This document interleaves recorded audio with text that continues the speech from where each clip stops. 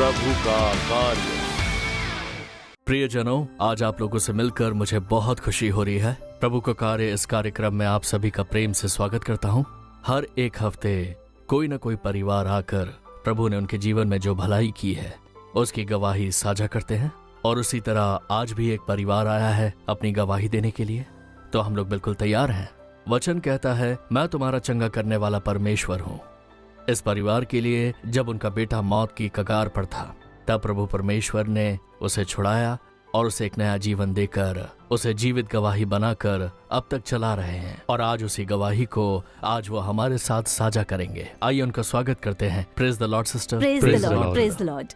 आप आज जो इस कार्यक्रम में आए हो, हम लोग बहुत ही खुश हैं। ऐसे ही हम लोग कईयों की गवाहियों को सुन रहे हैं और इन गवाहियों से कई लोगों का जीवन स्पर्श हो रहा है। आज प्रभु आपको यहाँ लाए हैं, तो आप एक एक करके प्रभु ने आपके जीवन में किए हुए चमत्कारों के बारे में हमें बताइए। मेरा नाम है रम्या प्रसन्ना। ये मेरे पति हैं मल्लिकार्जुन राव। मेरे 2 बेटे हैं। बड़े का नाम है कीर्तिराज और ये छोटा बेटा है अभिलाष।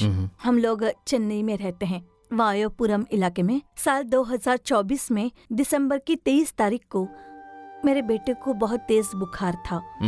मेरी शिफ्ट खत्म करके घर पहुंचने तक ये बहुत ही कमजोर महसूस कर रहा था, और फिर वो कहने लगा कि मुझसे सहन नहीं हो रहा है, मुझे अस्पताल लेकर चलिए। और जब उसने ऐसा कहा तब मेरे पति ऑफिस में थे, मैं घर पर अकेली ही थी। तब मुझे समझ नहीं आया कि क्या करूं। मैंने प्रार्थना की और इसे लोकल अस्पताल ले गई। तो आपके बेटे ने जब ये बात कही तब स्कूल में था या फिर घर में था, तभी आपसे कही? तब स्कूल में नहीं था, बुखार था इसलिए ये घर पर ही था। और उस दिन बहुत ही तेज बुखार आ रहा था, दस्त और उल्टियां भी हो रही थी। हाँ, तो हम इसे स्थानीय अस्पताल लेकर गए और तब वहाँ पर देखा गया कि पल्स बहुत ही कम है। तो उन्होंने हमसे कह दिया कि आप इसे किसी और अस्पताल ले जाएं। फिर हम इसे दूसरे अस्पताल ले गए। वहाँ उन्होंने 23 तारीख की रात को सभी टेस्ट करा लिए, प्लेटलेट्स और डेंगू की जांच कर ली। उन्होंने कहा कि डेंगू है और कुछ नहीं बताया। और डेंगू की वजह से एक और अस्पताल रेफर किया गया और हम उसे रात के 12 बजे वहाँ लेकर गए और वहाँ ड्रिप्स लगाई गई। प्लेटलेट्स की वो जांच कर रहे थे, ड्रिप्स दी जा रही थी, लेकिन उन्होंने कुछ भी नहीं बताया। 24 और 25 को 2 दिन अस्पताल में ही रहा ये। 25 तारीख की शाम को डिस्चार्ज कर दिया गया और कहा गया कि घर पर ट्रीटमेंट ले सकते हैं। लेकिन अगले ही दिन 26 तारीख को इसकी हालत और ज्यादा खराब हो गई। और जब ये हुआ तब आपके बेटे की उम्र क्या होगी? 16 साल। 16 साल। हाँ, तब इसकी उम्र 16 की थी। तो 26 तारीख की सुबह हम इसे दूसरे अस्पताल ले गए। वहाँ उन्होंने कहा कि आप लोगों ने बहुत ही देर कर दी सिस्टर। पेट पूरी तरह से इन्फेक्शन से भर गया है और किडनी भी डैमेज हो गई है, फेफड़ों में पानी भर गया है, दिल और आधा हिस्सा इस इन्फेक्शन और पानी से ही प्रभावित हो गया था। उन्होंने कहा हमसे नहीं होगा, किसी और अस्पताल ले जाइए। तो उन्होंने एक और अस्पताल रेफर किया और हम इसे वहाँ ले गए और 2 घंटे इसके सभी परीक्षण किए गए। फिर उन्होंने आईसीयू में रखा। शाम 8 बजे उन्होंने हमें बुलाकर कहा कि हमसे नहीं हो पाएगा, अब बचाना मुश्किल है। आपने बड़ी देर कर दी इसे यहाँ लाने में, तो आप अगर इस स्थिति में इसे यहाँ लाते हो तो हम कर भी क्या सकते हैं। तो उन्होंने जवाब दे दिया। हमें समझ में ही नहीं आया कि उस समय हम क्या करें। आपकी इच्छा है डिस्चार्ज करना है तो करवा लीजिए, हम तुरंत डिस्चार्ज दे देते हैं। आप चाहे तो किसी और अस्पताल ले जाइए, नहीं तो अगर कोई समस्या हो गई तो हमें परेशानी होगी। इस तरह उन्होंने भी हाथ उठा लिए। अब केवल 2 ही घंटे का समय था। मेरे बेटे की हालत भी बहुत गंभीर थी। उस समय मैं कुछ भी सोच नहीं पा रही थी। मेरे पति भी बहुत रो रहे थे, मैं भी रो रही थी। उस समय हमारी स्थिति ऐसी थी कि यीशु को ही पुकारे। मेरा बेटा बचपन से ही यंग पार्टनर था। मेरे दोनों ही बेटे यंग पार्टनर हैं। मैं सेवकाई करती हूँ। प्रभु, आपने मेरे बच्चों को जो वचन दिया है तो आप मेरा साथ मत छोड़िए। मेरे बच्चों को भी आपकी सेवा करनी है। आपने जो वचन दिया है, यंग पीपल की जो सर्टिफिकेट होती थी, यंग पीपल प्रॉमिस, उसे थाम कर हम लोगों ने प्रार्थना शुरू कर दी कि पिता, आपने ये वचन दिया है, तो अगर मेरा बेटा ही नहीं रहेगा तो वो पूरा कैसे होगा। उस वचन की पूर्ति के लिए इसका जीवित रहना जरूरी है। तो ये तब हुआ जब आप लोग अस्पताल में थे? मैं तो पूरे समय प्रार्थना कर रही थी। 2 दिन में हमने 4 अस्पताल बदल दिए थे और आखिरी अस्पताल में भी जवाब दे दिया गया था। उन्होंने कहा, आपकी इच्छा है, आप किसी बड़े अस्पताल में ले जाना चाहते हैं तो ले जाइए, नहीं तो गवर्नमेंट हॉस्पिटल, आप कुछ भी कर सकते हो, पर हम इसे बचा नहीं पाएंगे। तो हमने सारा बोझ प्रभु पर डाल दिया और ऑफिस को सूचना दी कि हम ऐसी स्थिति में हैं। तो आप कृपया मेरे बेटे के लिए प्रार्थना कीजिए और मेरा बेटा जीवित रहे, यही काफी है। इस तरह मैंने अपनी स्थिति उन्हें बता दी। 25 तारीख के शाम से ही इससे पेशाब नहीं आया। वो क्रिसमस का दिन था और शाम से ही इसे पूरी तरह देखा जाए तो लगभग 20 घंटे अस्पताल जाने के समय तक पेशाब नहीं हुआ। इसने भी कुछ बताया नहीं और अस्पताल जाने के ठीक 1 घंटे पहले ही इसने मुझसे ऐसा कहा। 2 बजे अस्पताल जाना था तो 1 बजे बताया। फिर वहाँ जाने के बाद स्कैन निकालने के बाद उन्होंने खुद ही हमें बताया कि दोनों किडनियाँ बहुत डैमेज हो गए हैं, डायलिसिस करना पड़ सकता है या किडनी चेंज करना पड़ेगा। लगभग 15 लाख रुपए खर्च हो सकते हैं। इतने पैसे तो खर्च होंगे, पर अब हमारे पास 2 घंटे है। बच्चा बचे रहने के लिए सिर्फ 2 घंटे का समय है। आप जल्दी फैसला कीजिए, क्रोमपेट के अस्पताल में शिफ्ट करें या आप किसी अस्पताल में इसे ले जाना चाहेंगे, ऐसा पूछा। हमने उनसे 5 मिनट का समय मांगा और हम फैसला लेने लगे। हमारा बड़ा बेटा साथ में नहीं था, वो दूसरे शहर में पढ़ाई करता है, तो उसे बिना बताए हम लोगों ने ही निर्णय लिया कि गवर्नमेंट अस्पताल ले चलते हैं, राजीव गांधी सरकारी अस्पताल ले चलते हैं। सामने फैसला किया और 108 को फ़ोन किया। तब 108 एम्बुलेंस ने बताया कि हमें राजीव गांधी गवर्नमेंट हॉस्पिटल में लिमिट नहीं है, स्टैनली का ही लिमिट है। तो हमने कहा कि ठीक है, घर के पास है, तो हमने स्टैनली के लिए हाँ कर दिया। जब हम एम्बुलेंस से स्टैनली अस्पताल ले जा रहे थे, हम वहाँ उतर ही रहे थे, तो मुझे पता भी नहीं था। भाई पॉल ने मुझे फ़ोन किया। उनका फ़ोन आते ही मैंने फ़ोन रिसीव किया और उन्होंने बड़े बोझ के साथ, आंसुओं के साथ प्रार्थना की। बेटे के लिए, उसकी चंगाई के लिए उन्होंने प्रार्थना की। उन्होंने प्रार्थना की कि इसके ऊपर का सारा अंधकार दूर हो जाए और फिर कहा कि ये एक बड़ा सेवक बनने वाला है, ये भविष्यवक्ता बनेगा। इस तरह उन्होंने एक भविष्यवाणी भी कर दी। उस समय जब आपने उनकी बातें सुनी तब आपके मन की स्थिति कैसी थी? क्या प्रभु जरूर ये करेंगे? मैंने विश्वास किया कि वो जरूर करेंगे। जब अब भाई ने प्रार्थना की तो उस समय मेरे अंदर बहुत ही विश्वास था, क्योंकि डॉक्टर हाथ पीछे ले सकते हैं लेकिन प्रभु हाथ नहीं छोड़ते हैं। भाई का फोन करना ही मेरे लिए एक बड़ा चमत्कार था। इतने बड़े सेवक का हमें फोन करना ही बहुत बड़ा चमत्कार था। उन्होंने फोन करके प्रार्थना की और एक भविष्यवाणी भी की। उन्होंने कहा कि तुम्हारा बेटा निश्चित रूप से एक भविष्यवक्ता बनेगा, एक सेवक बनेगा। उन्होंने प्रार्थना में साफ साफ ये कह दिया था। उन्होंने बहुत देर प्रार्थना की। उस स्थिति में मुझे बहुत ही विश्वास मिला।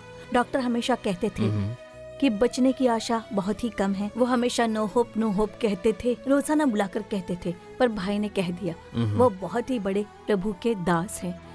उनके मुख से निकला ये वचन बिल्कुल व्यर्थ नहीं जाएगा। यीशु, आप निश्चित रूप से इसे चंगाई देंगे और ये सच में बड़ा सेवक बनेगा। आप उसे बदलने वाले हैं। इसी आशा के कारण इसे हमने 10 दिन आईसीयू में रखा। हमारी आंखों के आगे कई सारे लोगों की मौतें हो रही थी, पर उस क्रिटिकल सिचुएशन में सिर्फ हमारे प्यारे भाई की प्रार्थना के कारण ही, उनके प्रार्थना और उनके वचन ने ही मुझे बहुत विश्वास दिया। 24 घंटे की प्रार्थना सहायता सेंटर में हम फोन करते थे, हमें प्रार्थना मदद मिलती थी। हर डॉक्टर आकर यही कहते थे कि सिस्टर अब समय कम है, आपको किसी को बताना है तो बता दीजिए। उस समय बहुत ही डर लगता था। जैसे ही डर लगता था हम तुरंत 24 घंटे टेलीफोन प्रार्थना सेवा को कॉल करते थे और प्रार्थना सहायता मांगते थे। रात के समय में भी आकर डॉक्टर यही कहते थे। उस समय डायल और प्रेयर, उसमें रिकॉर्डिंग वाली प्रार्थना सुनकर मुझे बहुत ही आशा मिलती थी। उसके बाद करीब 10 दिन भी आईसीयू में रहा। आईसीयू में ये जितने भी दिन रहा, उसमें उन्होंने जो कहा, सबसे पहले तो उन्होंने कह दिया था कि कोई आशा नहीं है। फिर कहा कि किडनी बुरी तरह से प्रभावित हो गई है, किडनी चेंज करनी पड़ेगी। जब कभी वो ऐसा कुछ कहते, हम तुरंत प्रार्थना करते थे। सिर्फ प्रार्थना ही करते थे, बस प्रार्थना ही, और कोई दूसरी दवाई नहीं, बस प्रार्थना ही की थी। मेरे जो कलीग्स हैं, मेरे ऑफिस में काम करने वाले सभी लोग प्रार्थना करते थे। जो लोग इसे देखने आते थे वो आकर प्रार्थना करके प्रार्थना का तेल देते। बस वो प्रार्थना का तेल ही इसके लिए आहार था। हम प्रार्थना के साथ लगाते थे कि प्रभु ये आपका लहू है। तो जब अंकल ने कॉल किया था एम्बुलेंस के बाद, उसके बाद ये सब हुआ था ना? उसके बाद हाँ, उसके बाद। अच्छा, उनके प्रार्थना करने के तुरंत बाद ही बस उसके 10 सेकंड में ही करीब 2 लीटर यूरिन निकल गया।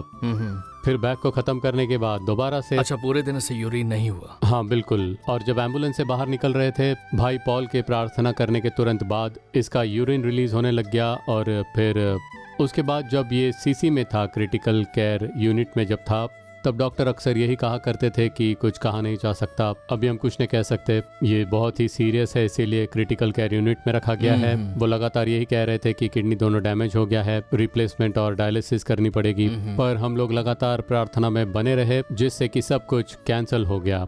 डायलिसिस कैंसिल हो गया और किडनी रिप्लेसमेंट करना था वो भी कैंसिल हो गया, और डॉक्टरों को कई सारे टेस्ट करने थे वो भी उन्हें कैंसिल करने पड़ गए। प्रभु परमेश्वर, सब कुछ प्रार्थना से ही एक हुआ। छोटी सी प्रार्थना के द्वारा भी कितने महान कार्य करते हैं। हाँ महान बिल्कुल, प्रभु हैं कई वो। सारे टेस्ट कैंसिल करने पड़ गए। वाह, ये सुनकर बहुत खुशी हो रही है। तुम जब आईसीयू में थे या फिर एम्बुलेंस में तुम्हें ले जाया जा रहा था, क्या वो सब याद है तुम्हें? मैं होश में तो था पर खुद को कंट्रोल नहीं कर पा रहा था, पता नहीं क्या हो रहा था। उस समय ऐसा था, मुझे कहीं जाना होता तो किसी का सहारा चाहिए होता था।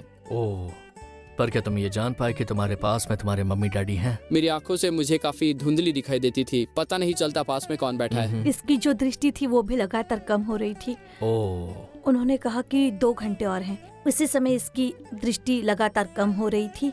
इसे दिखता नहीं था कि पास में कौन है, कुछ भी ठीक से नहीं दिखता था। अच्छा ये बताओ कि उस समय तुम्हारी फीलिंग क्या थी? क्या तुम्हें भरोसा था कि परमेश्वर तुम्हें छुटकारा दे सकते हैं? मुझसे किसी ने कहा नहीं कि सीरियस है, सब लोग नॉर्मल फीवर ही बता रहे थे। मुझे लग रहा था जल्दी घर चला जाऊंगा, पर डिस्चार्ज होने के बाद ही असली बात का पता चला मुझे। कहीं ये डर न जाए, इसलिए हमने इसे बताया नहीं। सब ठीक हो जाएगा, 1 हफ्ते में घर जाएंगे, यही हम इसे बताते रहे, या फिर ये डर गया होता शायद। उन्होंने कहा कि हाथ की भी सर्जरी करनी पड़ेगी। जब ये आईसीयू में था उन्होंने तब आकर बीच रात में मिडनाइट के समय ही वो टेस्ट लिया जाना था। 3 दिन का वो टेस्ट लेना था। आमतौर पर नीडल ऐसे डालकर यहाँ से निकाला जाता था, पर इस टेस्ट में सीधे चुभोना पड़ता था। पहले 2 दिन जब सुई चुभोकर निकाला गया तो सफेद रंग का ही खून जैसा निकला और वो बिल्कुल सही था, पर तीसरे दिन उन्हें लाइन नहीं मिल रहा था, इसीलिए बहुत ही कठोरता से हार्ड करके सुई चुभोना पड़ा। तब इसका हाथ बहुत ही बुरी तरह से प्रभावित हुआ। ओहो, हाथ मुड़ गया था, बहुत ही सूज गया था, और उसके लिए भी हमने कोई ट्रीटमेंट नहीं किया। उसके लिए भी हम लोग लगातार प्रार्थना कर रहे थे। डॉक्टर कह रहे थे कि उसके लिए प्लास्टिक सर्जरी करनी पड़ेगी या शायद न्यूरोलॉजी करनी पड़ जाए, लेकिन कुछ भी करने की जरूरत नहीं पड़ी, सब कुछ ठीक हो गया। सिर्फ प्रार्थना से ही संभव हुआ। देखिए, बाइबल में एक वचन साफ साफ कहता है कि विश्वास की प्रार्थना के द्वारा रोगी बच जाएगा। हाँ, तो जब हम विश्वास के साथ एक छोटी सी प्रार्थना भी करते हैं, तब प्रभु हमारे सोचने और मांगने से ज्यादा दरअसल चमत्कार डिस्चार्ज करते के हैं। समय पर उन्होंने कहा था कि 2 साल तक ये यूरिन बैग को रखना होगा, ओह, पर देखिए आज पर कुछ परमेश्वर नहीं ने है। इसे हाँ, नॉर्मल बिल्कुल। पर्सन बना दिया। डिस्चार्ज के समय में तो वो बैग रखा गया था, 4 दिन उसे रखना पड़ गया था। फिर बाहर से हमने एक टेस्ट भी करवा कर देखा। उस टेस्ट के समय पर हम लोग अच्छी से प्रार्थना करके गए, और जब उसकी रिपोर्ट आई तो सब नॉर्मल था और बैग की बिल्कुल भी जरूरत वाह। नहीं पड़ी। इसे 2 साल तक वो ट्यूब पहने रखना पड़ सकता था, पर 4 दिन के बाद से ही उसे उस ट्यूब की जरूरत नहीं पड़ी। अब यूरिन भी नॉर्मल है, अच्छा खाना खाता है, सब कुछ ठीक है अब। सच में बहुत बड़ी बात है, प्रभु ने बहुत बड़ा चमत्कार किया आपके लिए। बिल्कुल भाई, जीसस कॉज की प्रार्थनाओं ने ही इसे नया जीवन दिया है। प्रभु ने इसे बचा लिया। आमीन। जब कभी हमने प्रार्थना की, टेलीफोन टावर पर उन लोगों ने प्रार्थना की, निजी रूप से प्रार्थना करते हैं, प्रेयर ऑयल, उस प्रेयर ऑयल से भी इसकी जो खाने की क्रिया थी वो सभी प्रार्थना और प्रार्थना के तेल से ही हुआ। जीसस कॉज की तरफ से जो प्रार्थना है, भाई ने जो प्रतिज्ञा के शब्द कहे थे, उन्होंने कहा प्रभु निश्चय ही रक्षा करेंगे, प्रभु साथ नहीं छोड़ेंगे, और वही आशा मेरे साथ थी। डिस्चार्ज होते समय डॉक्टरों ने कहा था कि इसका बाद में MRI स्कैन निकालना पड़ सकता है। अगली रिव्यू पर MRI स्कैन लेकर आइए, ऐसे हमें लिख कर दिया गया। अगली रिव्यू पर हम सिर्फ यही कहते हैं कि हमने स्कैन नहीं किया, और हम सिर्फ प्रार्थना में लगे रहे। अब तक हमने MRI स्कैन निकाला भी नहीं, अब वो मांगते भी नहीं। इस समय हमारा कार्यक्रम काफी लोग देख रहे हैं, और आपके परिवार में जो हुआ है, ऐसे ही कई परिवारों में भी इसी तरह कुछ हुआ होगा। हो सकता है उनका बेटा या बेटी हो सकती है, कोई मौत के कगार पर हो, उन्हें भी शायद पता नहीं होगा कि क्या करें, डॉक्टरों ने जवाब दे दिया हो, और आप लोग भी उसी परिस्थिति से गुजरे हो, पर परमेश्वर ने आपको उस परिस्थिति से छुड़ाया है और आज आपको बहुत खुशियां दी हैं। आप लोग परमेश्वर की सेवकाई कर रहे हो, तो ऐसी परिस्थिति से गुजरने वाले लोगों से आप क्या कहना चाहेंगे, जरा बताइए। जब हम प्रभु के लिए सेवा करते हैं तब निश्चय ही उसका प्रतिफल मिलता है। अब देखिए, 13 साल से मैं सेवकाई में हूँ। मेरे बच्चे छोटे थे और लगातार प्रभु परमेश्वर ने उनकी रक्षा की है, और जब मामला इतना क्रिटिकल हो चुका था तब भी प्रभु ने नया जीवन दिया, क्योंकि हम लोग सेवकाई करते आ रहे हैं और हमारी जो सेवकाई है उसी के लिए प्रभु ने हमें ये तोहफा दिया है। उनकी सेवकाई करने वाले लोगों को वो कभी भी छोड़ते नहीं।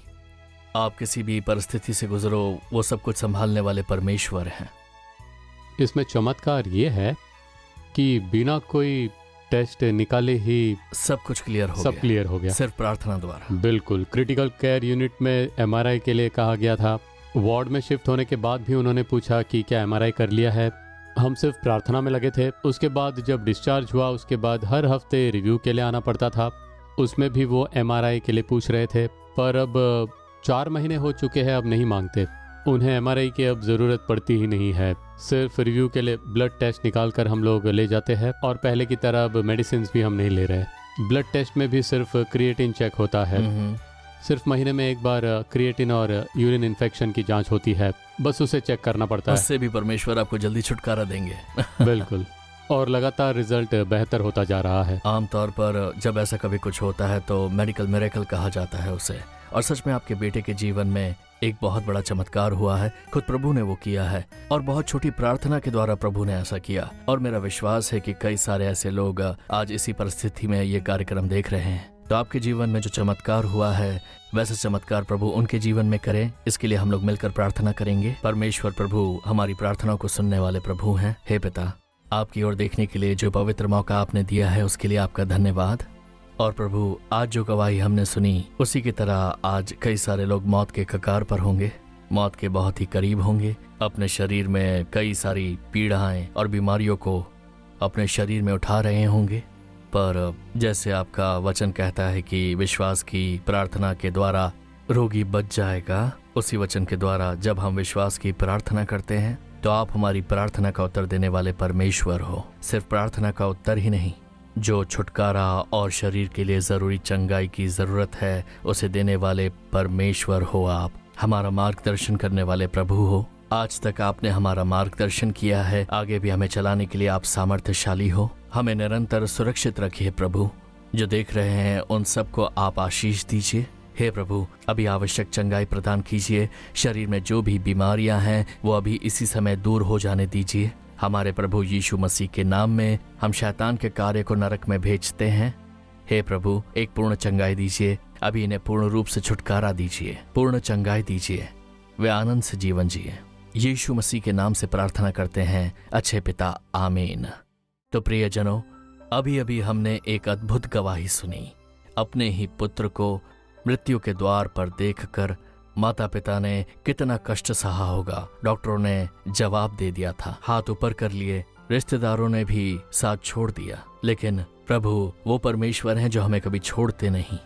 ठीक समय पर जैसे प्रभु ने कहा था, डॉक्टर पॉल दिनकरण ने सही समय पर फोन किया। उस छोटी सी प्रार्थना को आखिरी क्षणों में जब किया गया, तब उस समय प्रभु ने उनकी प्रार्थना सुनी और उस पुत्र को फिर से जीवित कर दिया। सभी रिपोर्ट्स को प्रभु ने साफ कर दिया। जो कुछ डॉक्टरों ने कहा कि असंभव है, उसे प्रभु ने उनके लिए उसे पूरा कर दिया। और अब परिवार कितना आनंदित होकर हमारे बीच आकर गवाही दे रहे हैं। यदि आप भी ऐसी ही स्थिति में हैं तो प्रभु इस समय आपके परिवार को स्पर्श करके आपको पूर्ण चंगाई दे रहे हैं। अब उस चंगाई को ग्रहण कीजिए। आपके लिए हमारी टीम 24 घंटे प्रार्थना करने के लिए बिल्कुल तैयार है। नीचे दिए गए नंबर पर संपर्क करने पर वे आपके लिए बोझ के साथ प्रार्थना करने को तैयार रहेंगे। यदि आपके बच्चे हैं तो अभी उन्हें यंग पार्टनर प्लान में शामिल कर दीजिए। उनके लिए भी एक बड़ी टीम 24 घंटे प्रार्थना कर रही है। उनके शरीर के लिए, उनके स्वास्थ्य के लिए, उनकी पढ़ाई के लिए, उनके जीवन के लिए, उनके हर विषय के लिए उनके लिए प्रार्थना होती है, क्योंकि उनकी हर एक प्रार्थना के द्वारा आपके बच्चों की सुरक्षा और मार्गदर्शन संभव है, ऐसा मेरा विश्वास है। यदि आप अभी तक यंग पार्टनर प्लान में शामिल नहीं हुए तो अभी अपने बच्चों को उसमें जोड़ दीजिए। प्रभु निश्चित रूप से आपको आशीष देंगे। ऐसे अनेक गवाहियां हम लगातार सुनते रहेंगे और प्रभु के नाम की महिमा करेंगे। प्रभु का कार्य। क्या आप भी इस दंपत्ति की तरह अपने जीवन में चमत्कारों को प्राप्त करना चाहते हैं? तो आपके निकट ही स्थित यीशु बुलाता है प्रेयर टावर में आप जा सकते हो। वहां हमारे प्रार्थना वीर आपके लिए प्रार्थना करने के लिए प्रतीक्षा कर रहे हैं। या फिर आप हमारे 24 घंटे प्रार्थना सहायता नंबर 8546999000 पर कॉल कर सकते हैं। क्या आप भी अपनी गवाही साझा करना चाहते हैं? यदि हाँ, तो कृपया हमारे फोन नंबर 9791934442 पर संपर्क करें या हमें ईमेल करें testimony@jesuscalls.org पर। आपकी गवाही निश्चित रूप से दूसरों के लिए एक आशीष बनेगी। प्रभु का कार्य।